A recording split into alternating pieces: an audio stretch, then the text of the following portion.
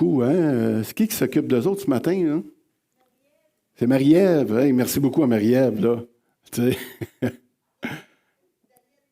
Ah oui, Daniel. Oui. Merci, ça l'aide les professeurs pendant l'été. Ça lui permet de relâcher un petit peu. Alors, bienvenue à tout le monde. Je suis vraiment content de vous voir en si grand groupe. Combien il y a de personnes qui sont en vacances ici ce matin? Wow, quand même, hein? Vous n'êtes pas en vacances de Dieu, vous êtes en vacances, mais vous êtes présents, c'est super. C'est le fun de vous voir aussi. C'est le fun aussi d'être à l'air climatisé aussi ce matin, hein? Et, je pense qu'il faut aussi prier pour ceux qui n'ont pas ce privilège-là par les temps qui courent et dans ce qui s'en vient d'être à l'air conditionné. Ce matin, on va regarder ensemble une histoire de l'Évangile que j'apprécie plus particulièrement. C'est une histoire de tempête qui se passe sur le lac de Tibériade, sur la mer de la Galilée aussi, appelée comme ça. J'ai vécu un moment particulier. Je ne sais pas le son, je m'entends. Hein? Ça me déconcentre un petit peu. Je ne sais pas si on peut arranger ça ou si ça va rester comme ça, mais enfin. Et puis, et ce que je disais, c'est que j'ai été en Israël il y a quelques années avec des pasteurs, puis on s'est retrouvés sur le lac de Tibériade, sur un bateau. Et puis, on a pris le repas du Seigneur ensemble sur le lac. Puis, je ne sais pas, l'idée de se retrouver là, on s'est rappelé de ces histoires que la Bible nous raconte, de ce qui s'est passé sur le lac de Tibériade. Et puis, la pêche miraculeuse, entre autres, cette histoire-là de tempête, Jésus qui marche sur les eaux, toutes ces choses-là. Et puis, il nous passe un frisson sur le corps à ce moment-là. Et encore une fois, en revisitant ce texte, j'ai été vraiment touché. Et j'espère aussi ce matin, parce que le Seigneur a quelque chose pour nous. Je suis convaincu qu'il y a quelque chose pour nous, pour nous équiper dans les tempêtes de nos vies. Je ne sais pas si ça vous arrive d'en avoir. Mais disons que Daniel nous a bien préparé avec le psaume 65, on a lu le psaume 61, le psaume 31, je pense aussi, entre autres, qui nous a bien préparé ce matin à tout cela. Et sans fifi-flafla, je vais vous inviter à vous lever, ne serait-ce que pour vous dégourdir un peu, mais surtout pour entendre la parole de Dieu que Mona va nous amener. Hop, un instant. Oui, c'est ça. C'est-tu moi qui ai le contrôle? Ah, c'est moi qui ai le contrôle. Bon, OK, excusez. Et voilà. Mona. Ce jour-là, quand le soir venu, Jésus dit à ses disciples, « Passons de l'autre côté du lac. » Ils laissèrent la foule et amenèrent Jésus sur le lac dans la barque où il se trouvait. D'autres bateaux les accompagnaient. Or, voilà qu'un vent très violent se mit à souffler. Les vagues se jetaient contre la barque qui se remplissait d'eau. Lui, à l'arrière, il dormait, la tête sur un coussin. Les disciples le réveillèrent et lui crièrent, « Maître, nous sommes perdus et tu t'en soucies pas. » Il se réveilla, parla sévèrement au vent et ordonna, « Silence! Tais-toi! » Le vent tomba et se fit un grand calme. Puis il dit à ses disciples, « Pourquoi avez-vous si peur? Vous ne croyez pas encore? » Mais eux furent saisis d'une grande crainte. Ils se disaient les uns aux autres, « Qui est donc cet homme pour que même le vent et le lac lui obéissent? » Merci, on peut s'asseoir. C'était la parole de Dieu ce matin. Je vous laisse vous imprégner de cette image. Pour ceux qui sont plus loin, vous allez y avoir moins accès naturellement. Ceux qui sont plus proches, un peu plus. Fait que ceux qui sont plus loin, la prochaine fois, approchez-vous. Je fais exprès pour vous mettre des images qu'on ne voit pas de loin. Non, c'est pas vrai. Je vous cherche pas. Et puis, mais ce qu'on voit sur cette image-là, ce sont des hommes effrayés, des hommes qui se tiennent après le mât du bateau parce qu'ils ont peur de tomber à l'eau, de se noyer éventuellement. Il y en a même un que j'ai pu remarquer un petit peu dans la pénombre, là, qui était penché sur le bord. J'ai eu l'impression qu'il était malade, celui-là, parce que ça brasse, effectivement. Je ne sais pas comment c'est dans vos vies personnellement, qu'est-ce que vous vivez à l'heure actuelle. S'il y a une tempête dans votre vie ou si, comme on l'a dit tantôt, si c'est une période un peu plus calme, mais d'une manière comme d'une autre, durant l'année, il y a des périodes de temps où le vent souffle, le tonnerre gronde, et puis ça peut brasser davantage. Et ce matin, ce qu'on va voir au travers de cette histoire-là, on va voir 5 vérités ou 5 vérités utiles dans notre marche chrétienne, dans des moments où ça brasse dans nos vies. D'accord? Êtes-vous prêts à ce qu'on y aille? On va regarder déjà la première. La vie chrétienne ne nous épargnera pas, Je dis, la vie chrétienne ne nous épargnera pas les peines et les inquiétudes de cette vie. Dans les versets 37 qu'on a vus, effectivement, les gars sont partis avec Jésus et puis la tempête va arriver. On voit les disciples dans une grande angoisse. Et le Seigneur permet que ses enfants se retrouvent dans la détresse. Les Pierre, Jean-Jacques, ceux qui sont présents sur le bateau, sont des futures colonnes de la première Église et ils vont être confrontés avec la mort et la peur de mourir, certainement. Peut-être qu'ils n'avaient pas imaginé qu'être avec le Dieu vivant, qu'être avec le Seigneur, que ça allait les emmener dans la tempête, comme ça, et peut-être même qu'ils allaient goûter la mort. Vous avez peut-être déjà pensé ça aussi dans vos vies, surtout au début de votre vie chrétienne. Je ne sais pas si ça vous est déjà arrivé, mais moi, au début de ma vie chrétienne, je t'assure que là, étant donné que je venais de connaître le Dieu d'amour, qui allait prendre soin de moi, puis qui allait m'éviter le plus de troubles possible. Je ne sais pas si vous avez déjà vu ça, que j'allais avoir certains privilèges. D'ailleurs, je me suis déjà considéré comme étant un petit peu le chouchou de Dieu. Puis c'est juste pour vous dire que Dieu, il n'y en a pas beaucoup. Là, il y en a... puis moi, je faisais partie de ceux-là. Et en tant qu'enfant de Dieu, j'étais certain que Dieu allait m'apporter une vie favorable, une vie heureuse, relativement facile en tant que chrétien, exempt d'inquiétude et puis de grandes peines. Mais Jésus, on le sait, nous enseigne qu'un serviteur de Jésus-Christ va éprouver beaucoup d'inquiétudes des fois et va peut-être devoir endurer certaines souffrances. Il faut savoir que servir Christ, ça va nous amener quand même la maladie, des peines, des larmes, va nous apporter des pertes peut-être des fois aussi, certaines privations qu'on va faire, des séparations, des désaboîtements.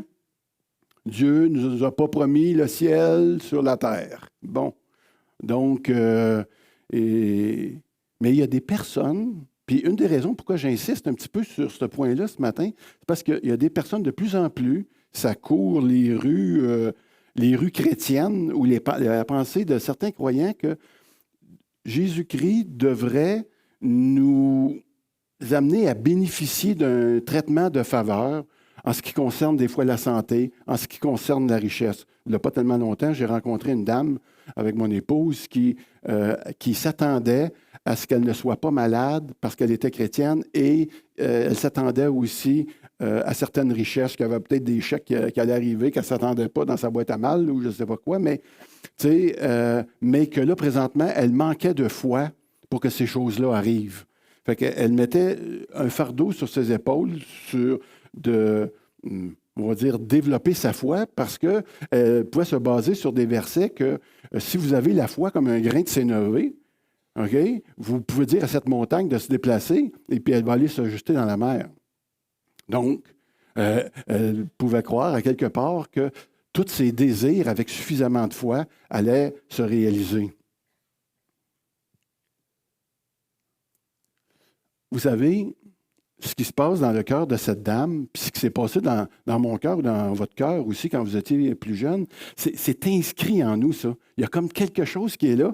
Et puis, il n'y a pas tellement longtemps, il y a 3 semaines à peu près, en jouant au football avec mes petits-enfants, je me suis blessé au coach. Je voulais lui montrer comment on joue au football. Finalement, ça n'a pas été concluant, mon affaire. Et puis, je me suis vraiment fait mal. J'ai brisé 2 côtes. Et là, il faut juste que je rie pas. Fait que... Et Rosalie, elle a dit, grand-père, est-ce que tu as prié pour ça? J'ai dit, oui, mais elle a dit, est-ce que tu as dit les mots magiques? Tu sais, j'ai dit, ah non, j'ai dit, c'est quoi les mots magiques? Elle a dit, c'est veille sur nous. Jésus veille sur nous. Ah, j'ai dit, pas ça. Elle a dit, voudrais-tu, grand-père, que je prie pour toi? Puis j'ai dit, ben, tu seras bien gentil. Fait que là, on était dans la roulotte, puis là, elle est partie parce qu'elle ne voulait pas prier devant nous autres, elle était gênée un peu, puis elle est partie, puis elle est allée dans la petite salle de bain, puis elle est sortie une minute après, puis là, elle a dit, c'est correct, c'est réglé, grand-père. Je lui ai demandé, puis moi, le Seigneur me répond toujours. Oh, wow! Fait que le lendemain matin, elle me dit, puis grand-père, tes côtes, est-ce que tu es guéri? Fait que là, j'ai dit non. Là, si vous auriez vu sa figure, il fallait que je trouve d'autres choses. Là. Fait que, mais j'ai dit non, mais ça va mieux. Ah, OK, c'est bon. Tu sais, ça a pris 15 minutes que je sorte du lit, là, mais parce que... Mais, vous savez, c'est cette pensée-là que nous avons, que Dieu devrait répondre à toutes nos prières, ça fait partie de ce qu'on souhaiterait. Aujourd'hui, quand j'annonce l'Évangile, je ne peux pas promettre aux personnes, je vais lui promettre que le Seigneur peut les pardonner, que le Seigneur peut leur donner la paix, que le Seigneur peut leur donner sa grâce à quiconque va venir à lui. Mais je ne peux pas leur promettre qu'il va y avoir une plus longue vie, une postérité au niveau des finances, une exemption au niveau des souffrances. Si tu portes la croix de Christ et que tu vas le suivre, tu vas être exposé à des tempêtes dans ta vie. Je pense que la plupart d'entre nous, ce matin, on peut reconnaître ça, puis que je ne dis rien de nouveau par rapport à ça. Mais ça reste que on y croit encore. Des fois, ça fait du bien, tu sais, de penser que le Seigneur, tu sais, que le Seigneur va t'éviter les plus grosses luttes, le vent et l'orage. Tu sais. Mais non. Tu sais, en y pensant, si vraiment c'était vrai, ça, là, cette histoire-là, écoutez, ce matin, on aurait manqué de place ici, là. Puis il y aurait du monde qui nous écouterait dehors, il y aurait du monde qui nous écouterait partout. Tout le monde voudrait venir au Seigneur parce que ça serait comme une évidence. On serait tous riches, on serait tous en santé, puis on n'aurait jamais de problème dans nos vies. Fait que, wow, si tu annonces l'Évangile avec ces conditions-là, c'est des conditions parfaites. Ben oui, c'est les conditions du ciel, mais on n'y est pas rendu encore au ciel. Et je pourrais même dire comment pourrait s'accomplir la sanctification dans nos vies. On sait que la sanctification, souvent, s'accomplit quand il arrive ces troubles-là, quand il arrive ces problèmes-là. Puis le Seigneur, il a laissé cette tempête-là arriver, probablement sur le lac, parce qu'il savait que ça allait travailler le cœur de ses disciples. On a parlé de l'émondage que le Seigneur fait pour qu'on puisse produire plus de fruits. Eh bien, ça peut en être un exemple ici. Alors, les vents, les tempêtes aussi peuvent bien faire rage dans nos vies, mais on sait que le Seigneur, lui, il n'y a rien qui y échappe, puis il sait exactement ce qu'il fait. D'accord avec ça? Un deuxième point. Jésus est bien homme et Dieu à 100%. Lui, il est à l'arrière, il dormait, la tête sur son coussin. Donc, juste avant que Jésus fasse la démonstration, que Marc fasse la démonstration que Jésus est vraiment Dieu, Marc va nous donner un petit verset qui va vraiment manifester que Dieu est 100% homme. Donc, comme tous les humains, après une longue journée de travail, après que tu as travaillé dur, travaillé fort, le soir arrive, tu vas te coucher, puis tu vas dormir, et puis tu ne seras plus conscient de ce qui se passe autour de toi. C'est exactement ce qui est arrivé avec le Seigneur. Hein? Le Seigneur, là, il est là, dans sa barque, le vent, les tonnerres, sa brasse. Il n'y a rien pour le réveiller. Il doit être trempé ou détrempé jusqu'aux os complètement. Puis il ne se réveille pas. Il ne fait pas semblant de dormir, lui, là. Il ne se réveille pas. Moi, là, j'appelle ça le sommeil du juste. Tu sais, tu auras beau être Dieu, puis être omniscient, savoir toutes les choses, mais quand tu dors, tu dors.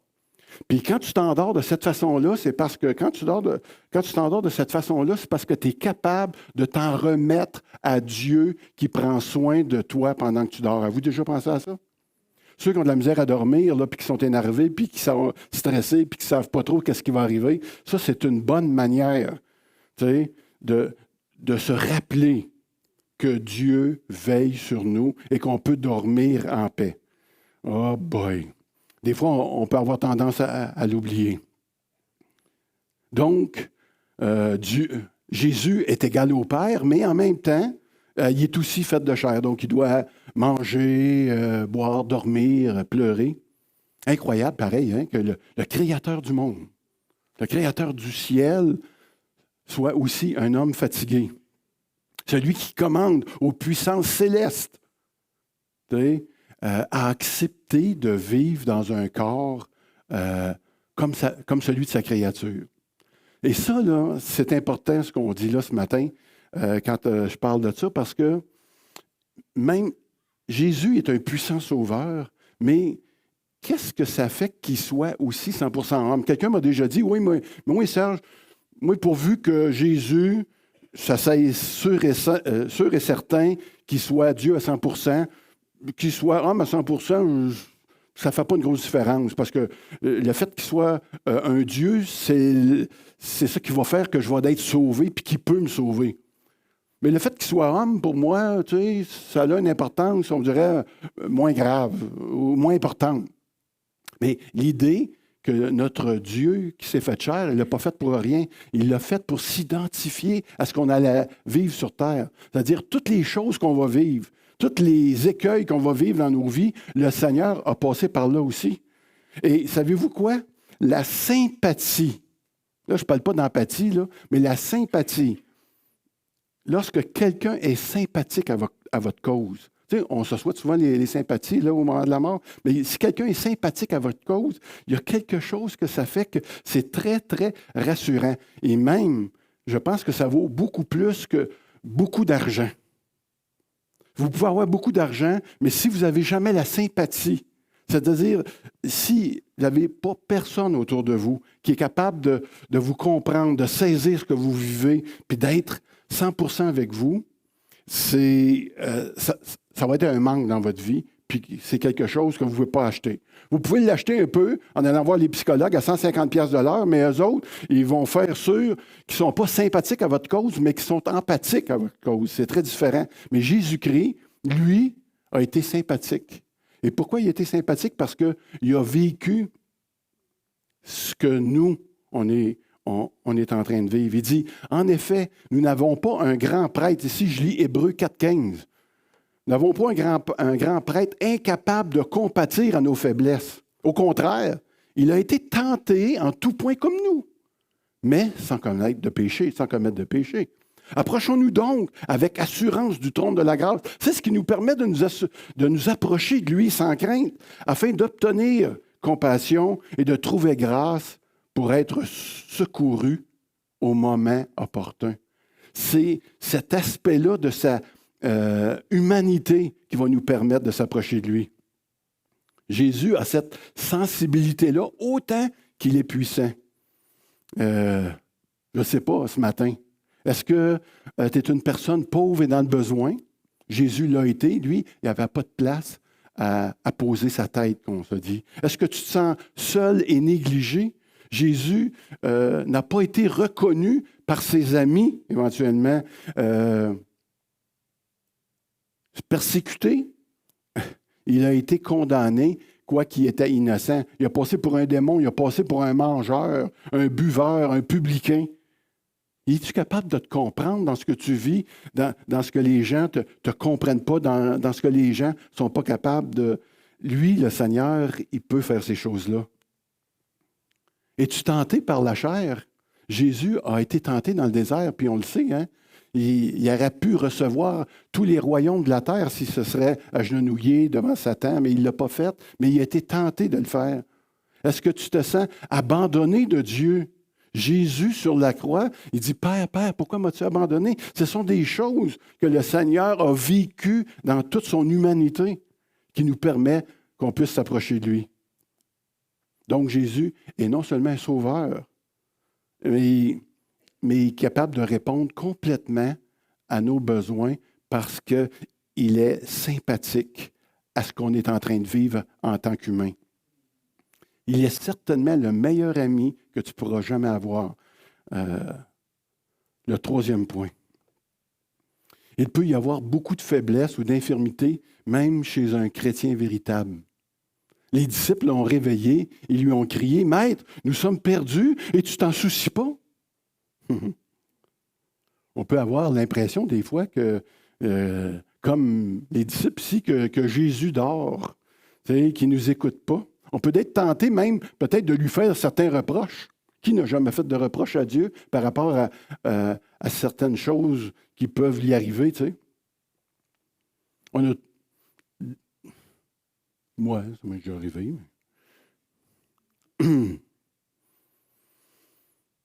Le Seigneur, des fois, il va se servir de ça pour nous emmener dans une espèce de désespoir qui va nous pousser vers lui. Le Seigneur nous attire continuellement. Puis souvent, ce qu'on va vivre va nous attirer vers lui. Les disciples se sont retrouvés en panique, même en sachant que Dieu était dans la barque avec eux. Vous savez? Ils ont douté à quelque part de ses bons soins. On peut se demander pourquoi ils avaient peur. Pourtant, ils connaissaient le Seigneur. Nous autres aussi, on le connaît. Mais comment ça se fait qu'on peut avoir peur? Comment ça se fait qu'on peut vivre de l'anxiété, toutes ces choses-là? Les disciples ont vécu ça, eux aussi. Tu sais?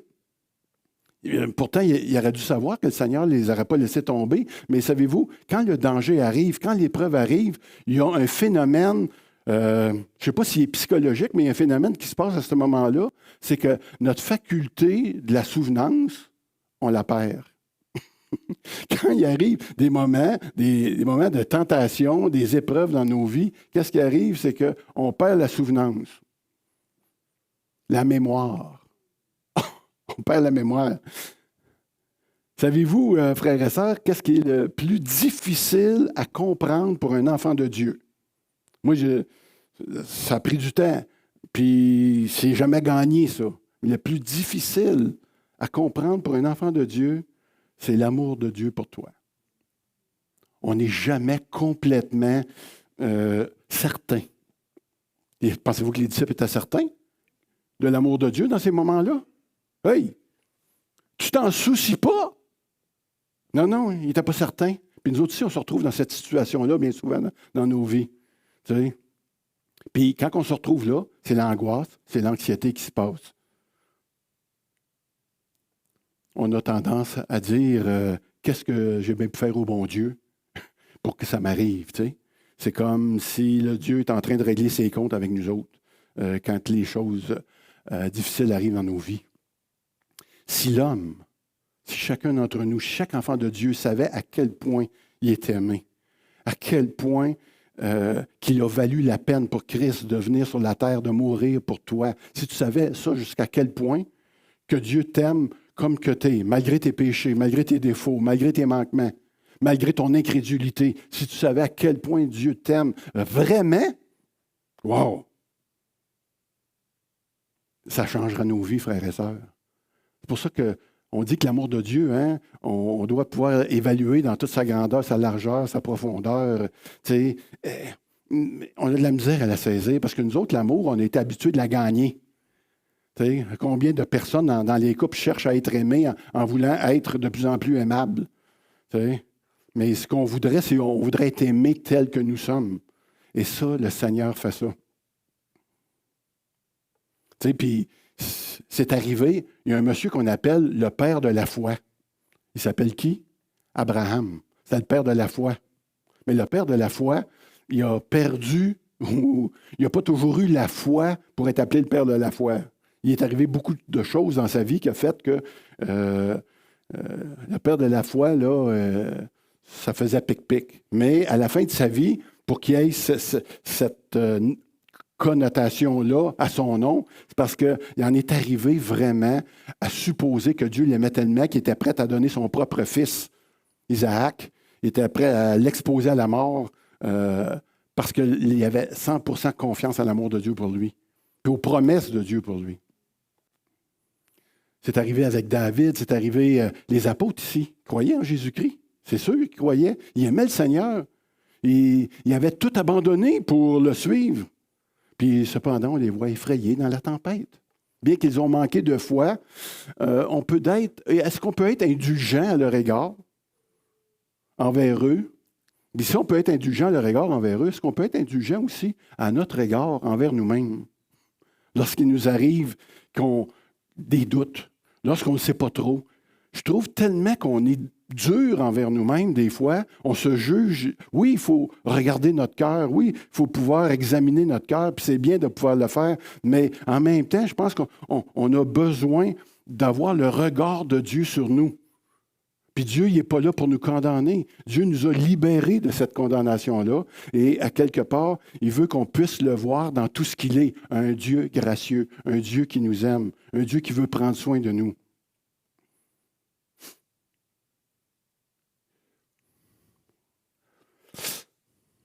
On va poursuivre ici.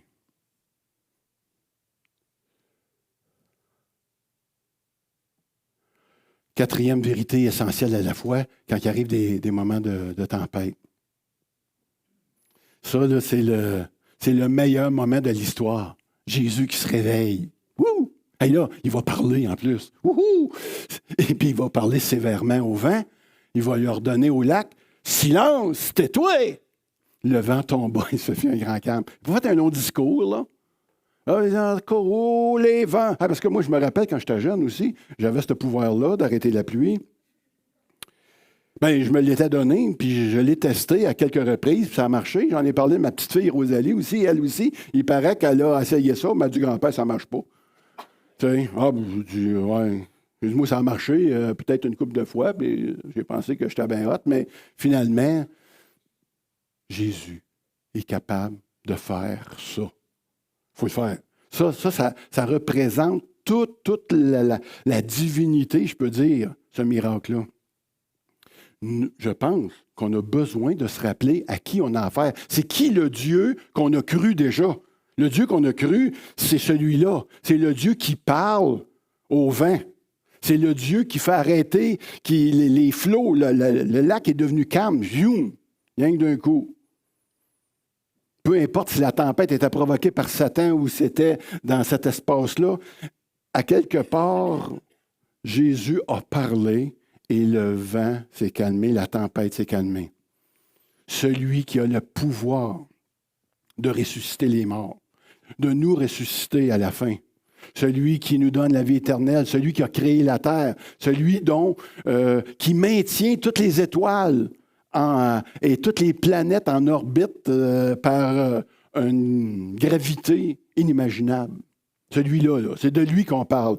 De celui que, quand on parle de l'énergie du soleil, juste vous donner, j'aime ça lire ça, ces choses-là, des fois. Le soleil, ça équivaut à 500 millions de milliards de chevaux vapeur. Ça, c'est plus que la Corvette ou la Mustang, là. Il y a de la puissance là-dedans. Il y a au moins 100 millions d'autres soleils comme le nôtre, puis encore des plus gros que ça. La plupart sont tous plus gros que le nôtre. Puis ici, on veut regarder dans le plus petit, prenez une cuillerée à thé, mettez de l'eau dedans, et puis là, on dit que dans l'eau, il y a 1 million de milliards de billions d'atomes qui se sont composés de particules d'énergie encore plus petites. Ça, c'est ce Dieu-là qui a créé tout cela. Quand il se lève dans la chaloupe, là, puis qu'il dit « tais-toi, ferme-la », silence! Non, pas vous autres, là. Tu sais,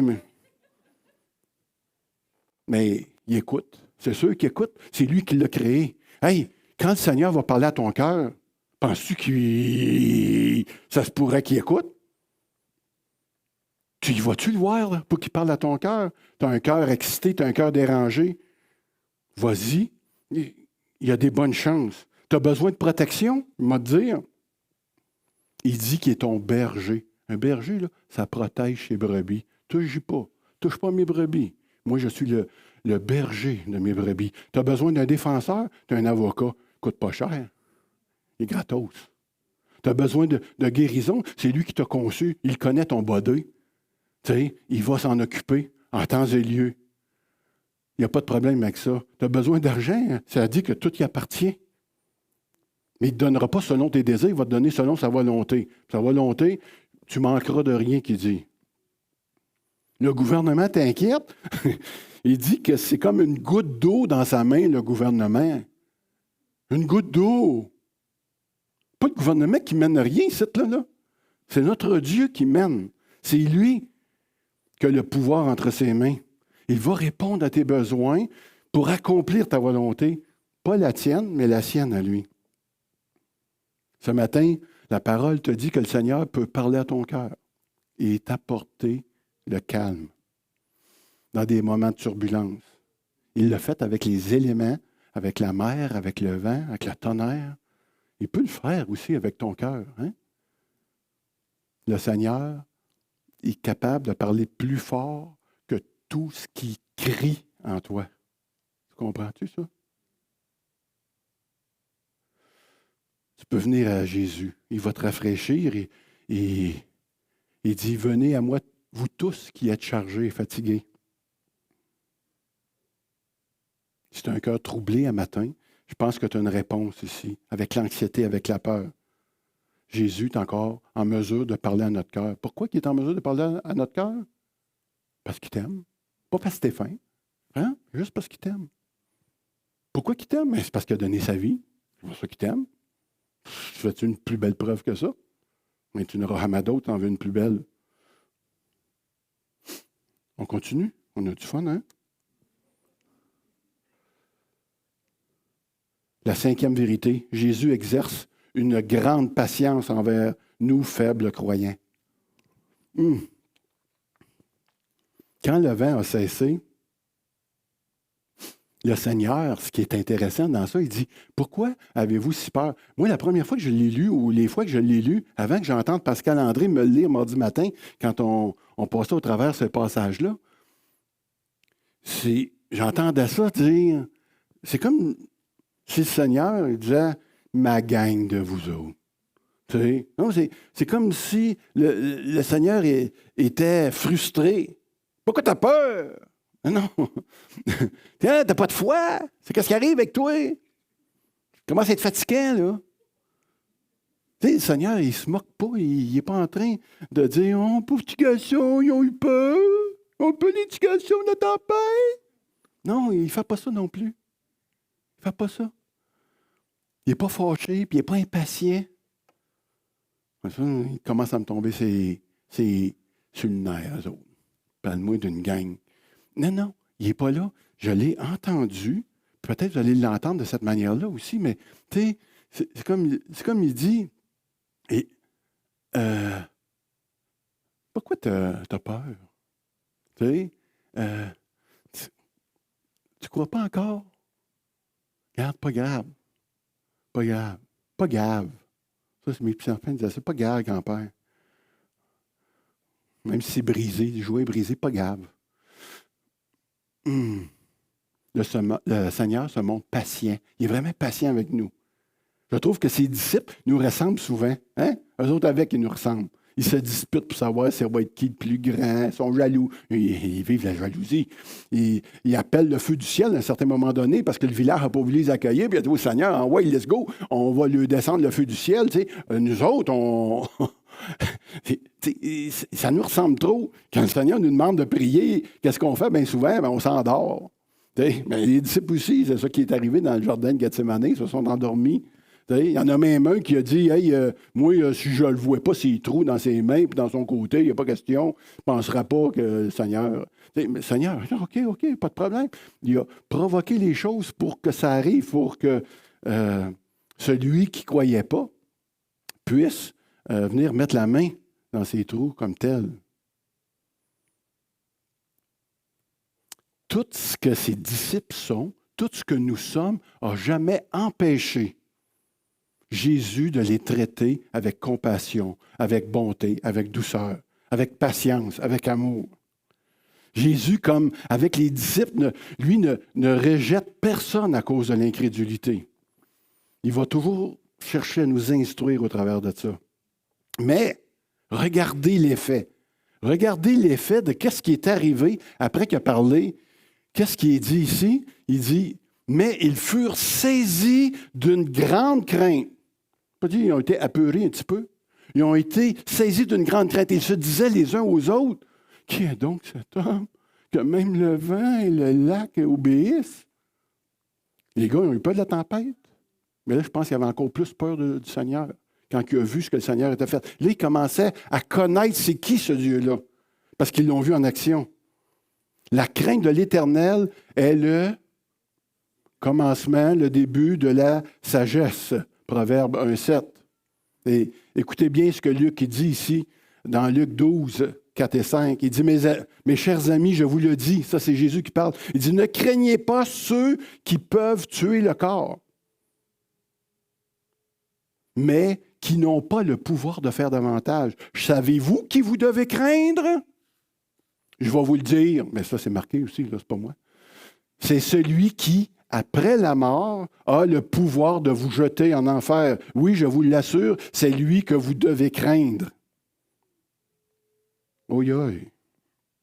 Jésus, c'est vraiment la personne à craindre. Ce n'est pas nos peurs, c'est pas nos problèmes, ce n'est pas les tempêtes de nos vies qu'on devrait craindre, ce n'est pas nos angoisses. Jésus est plus grand que tout ça.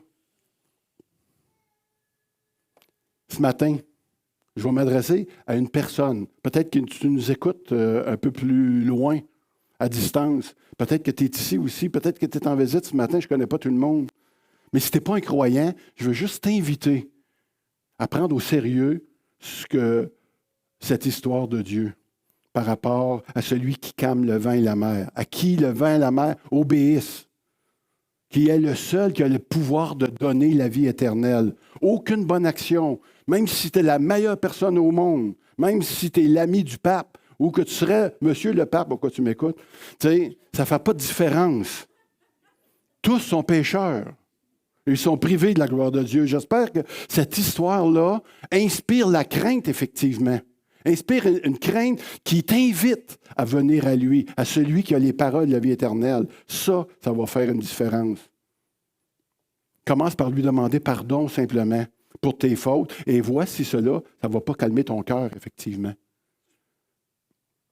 S'il n'est pas dans ta barque, invite-les. Invite-les dans ta barque, dans ta vie. Invite-le, viens vers lui et vois si ça ne va pas installer la paix et le pardon.